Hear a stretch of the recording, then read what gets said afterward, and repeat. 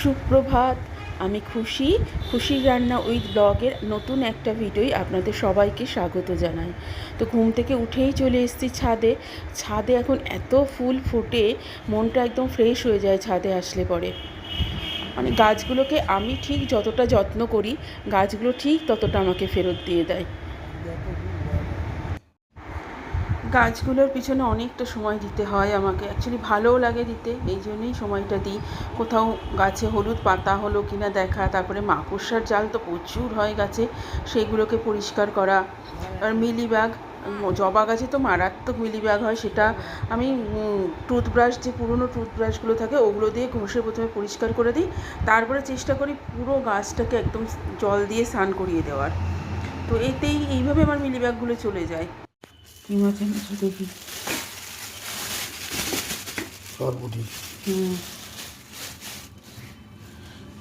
এর মধ্যে সব দেবো? হ্যাঁ, আচ্ছা দাঁড়াও।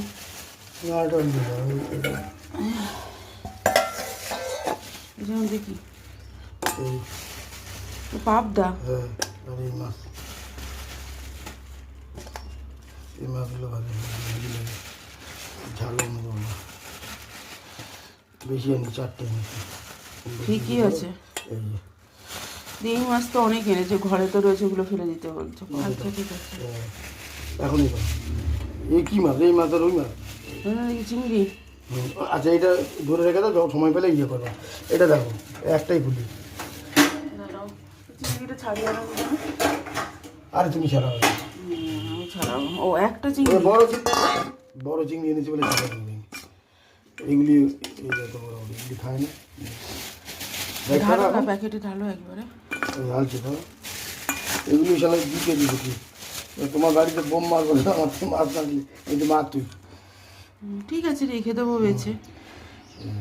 আমি যে মেয়ে চিংড়ি বোধহয় দিছে নাকি, হ্যাঁ যাইতে অনেক দাম সব চিংড়ি।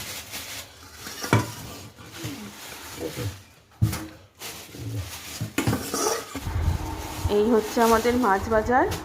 আজকে শুধু ভাবছি পাবদাটাই করব, আর অন্যগুলো ধুয়ে রেখে দেবো।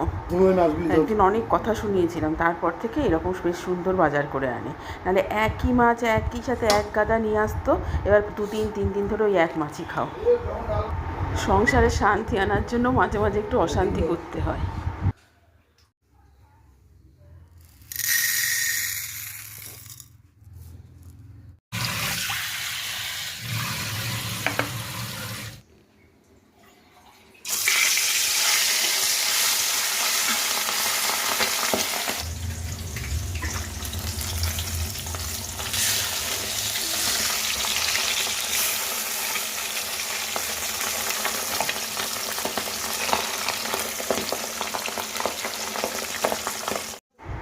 আজকে মাছ রান্নাটা দেখাতে পারিনি, এত গরম লাগছিল, একদম সিধাসিধি টেবিলে চলে এসেছি রান্না নিয়ে। লাঞ্চ মেনু দেখিয়ে দিই।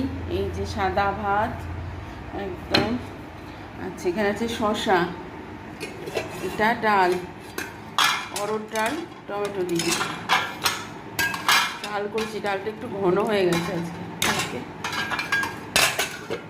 আচ্ছা এখানে আছে একটু রায়তা, এখন গরমকাল, রায়তা আমাদের রোজই থাকবে প্রায়। আচ্ছা এটা হচ্ছে মাছ ভাজা, এটা কী মাছ? ওইটা ইলিশ মাছের মতন একটু দেখতে হয় ওই মাছগুলো, ওই মাছ ভাজা। আর এখানে আছে পাবদা মাছের ঝোল, সর্ষে বাটা দিয়ে।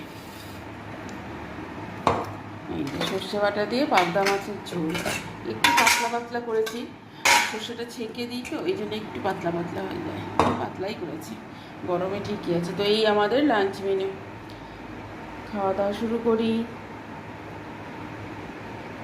জিনিস দেখানো, যে টমেটোর চাটনি, এটা হচ্ছে টমেটোর চাটনি।